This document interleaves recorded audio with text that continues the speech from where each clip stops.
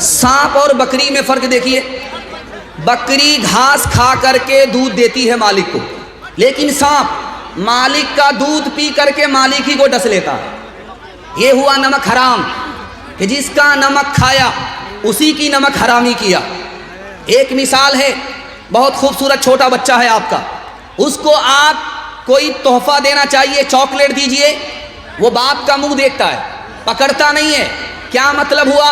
बाप ने जैसे ही इशारा कर दिया वो लपक लेता है, बाप का इशारा नहीं है वो पकड़ता नहीं है। मतलब क्या है? बाप की इजाजत है तो पकड़ेंगे, बाप की इजाजत नहीं है तो नहीं पकड़ेंगे। हम खुदा के बंदे कदम उठाने से पहले नहीं सोचते हैं कि खुदा की मर्जी है या नहीं है। उस नादान बच्चे से भी हम बदतर। बकरी को घास ला करके आदमी देता है, भूख में बकरी घास खा रही है, पत्ता खा रही है। जैसे ही मालिक ने उसको पुकारा वो घास छोड़ करके अपने मालिक की तरफ मुतवज्जो हो जाती है। और हमारा खुदा सरकारी ऐलान मस्जिद से करता है, हम उस तरफ ध्यान नहीं देते, हम उस बकरी से भी बदतर हैं। आखिरी मिसाल है, आप देखेंगे रात का बचा हुआ भात है, उसको सुबह आदमी पानी मिला करके खाता, उसको पंता भात कहते हैं। एक आदमी खा रहा था सुभान अल्लाह, एक आदमी खा रहा था माशाअल्लाह, एक आदमी खा रहा था अल्हम्दुलिल्लाह। लोगों ने कहा तुमने खुदा की आदत बिगाड़ दिया। इतना जब अल्लाह का शुक्र अदा करोगे बासी भात खा करके तो रोजाना बासी भात ही खिलाएगा। एक देखो, हमको जब तक बिरयानी नहीं मिलती हम अल्लाह का नाम नहीं लेते। अपने मरकज से न चल मुँह फेर कर बहरे खुदा, भूलता है कोई अपनी इंतहा और इब्तिदा। याद है वो दौर भी तुझको कि जब तू खाक था, किसने अपनी सांस से तुझको मुनव्वर कर दिया। कब तक आखिर अपने रब की नेमतें झुटलाएगा, कब तक आखिर अपने रब की नेमतें झुटलाएगा। फूल में खुशबू भरी जंगल की बोटी में दवा, बहर से मोती निकाले साफ रोशन खुशनुमा। आग से शोला निकाला अब्र से आबे सफा, किससे हो सकता है उसकी बख्शिशों का हक अदा। कब तक आखिर अपने रब की नेमतें झुटलाएगा। राहत में अल्लाह का शुक्र अदा करेंगे, हाथ उठा दीजिए इंशाअल्लाह। सबर नहीं होगा खुदकुशी करेंगे, हाथ उठाइए इंशाअल्लाह। तैयार रहिए, हम भी जनाजा पढ़ने के लिए तैयार। तीसरा बड़ा खूबसूरत पैगाम, जल्दी से मेहमान आ चुके हैं, उनके लिए मुझे वक्त फारिग करना है। आप बहुत ध्यान से सुन लें, अल्लाह आपको जज़ाए खैर दे। ध्यान से सुनिएगा, अल्लाह के रसूल के हवाले से पैगाम आपको सुनाने के लिए जा रहा हूँ, उनकी फैमिली के हवाले से पैगाम सुनाने के लिए जा रहा हूँ, उसको ध्यान से सुनिएगा। अल्लाह के रसूल ने अबू बकर से कहा, अबू बकर, आयशा के ऊपर उंगली उठ रही है, तुम्हारा क्या ख्याल है, तुम्हारी बेटी है। तो कहा, या रसूल अल्लाह मैं कुछ नहीं कह सकता, आपका जो फैसला होगा मुझको हर हाल में तस्लीम होगा। हज़रत उस्मान से पूछा, उस्मान आयशा के बारे में, मेरी बीवी के बारे में तुम्हारा क्या ख्याल है। कहा, या रसूल अल्लाह आपकी चप्पल में नजासत थी, आपके जूते में नजासत थी, अल्लाह ने आपको मस्जिद में आने नहीं दिया। कहा पहले जूता उतारिए उसके बाद मस्जिद में आइए, ऐसा हो नहीं सकता आपकी बीवी नापाक आपके पाक बिस्तर पर आ जाए, हो नहीं सकता। हजरत अली से पूछा, अली तुम क्या कहते हो मेरी बीवी के बारे में जिस पर उंगली उठ रही है। कहा आपके जिस्म पर कभी मक्खी नहीं बैठी, आपके पाक बिस्तर पर कोई नापाक औरत बैठ नहीं सकती। हजरत उमर से पूछा, उमर तुम क्या कहते हो आयशा के बारे में। कहा या रसूल अल्लाह आयशा का निकाह खुदा की मर्जी से हुआ था, आयशा का निकाह आपने अपनी मर्जी से नहीं किया था।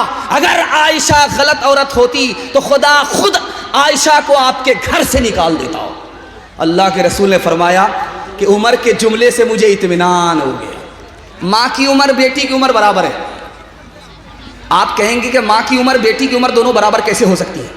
माँ सौतेली है, बेटी सौतेली है, बेटी का नाम फातिमा, माँ का नाम आयशा, दोनों की उम्र बराबर, लेकिन सौतेला सलूक नहीं है, सहेली जैसा सलूक है।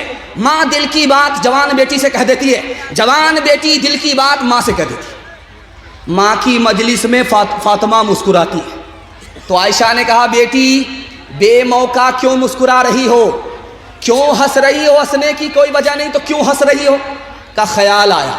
کا کیا خیال آیا؟ کہ میں تو رسول اللہ کی بیٹی ہوں، آپ تو ابو بکر کی بیٹی ہو. سمجھ میں آ گیا کہ بیٹی کو فخر ہو رہا ہے، ادب بھی دینا ہے، حوصلہ بھی دینا ہے. تو عائشہ نے کہا کہ بیٹی تم نے سچ کہا، اسی نبی کے صدقے میں ہمیں ایمان ملا، اسی نبی کے صدقے میں ہمیں قرآن ملا، اسی نبی کے صدقے میں اسلام ملا، لیکن بیٹی مجھے بھی ہنسی آ رہی ہے. اب بیٹی کے کان کھڑے ہوئے کہ ماں کو کس بات پر ہنسی آ رہی ہے.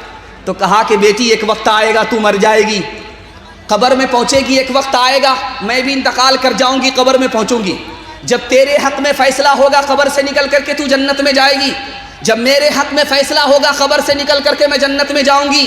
لیکن بیٹی مجھے ہنسی اس بات پر آ رہی ہے کہ جب تو جنت میں جائے گی تیرے ہاتھ میں علی کا ہاتھ ہوگا، بیٹی جب میں جنت میں جاؤں گی میرے ہاتھ میں رسول اللہ کا ہاتھ ہوگا. اللہ اللہ کتنا اونچا عائشہ کا ہے مقام، اللہ اللہ کتنا اونچا عائشہ کا ہے مقام، اللہ اللہ کتنا اونچا عائشہ کا ہے مقام، اللہ اللہ کتنا اونچا عائشہ کا ہے مقام. حشر تک انہی کے گھر پہ ہے محمد کا قیام، حشر تک انہی کے گھر پہ ہے محمد کا قیام. قرآن کے حوالے سے 3 منٹ کا پیغام سننے کے لیے تیار ہیں؟ جوش کے ساتھ ہاتھ اٹھا دیجئے انشاءاللہ. اخبار روز پڑھیں گے، قرآن کبھی کبھی ہاتھ اٹھا دیجئے انشاءاللہ. خیر، بیچ بیچ میں آپ کا امتحان ہو رہا ہے، دھیان سے سنیے گا، جلدی سے نکل جائے گا. آپ دیکھیں گے مدرسے میں لائٹ چل رہی ہے، بچہ پڑھ رہا ہے، جھوم جھوم کر کے بچے پڑھ رہے ہیں، قرآن پڑھ رہے ہیں، استاذ دیکھ رہے ہیں، نگرانی کر رہے ہیں. لیکن اچانک لائٹ چلی گئی. اب ہوتا کیا ہے؟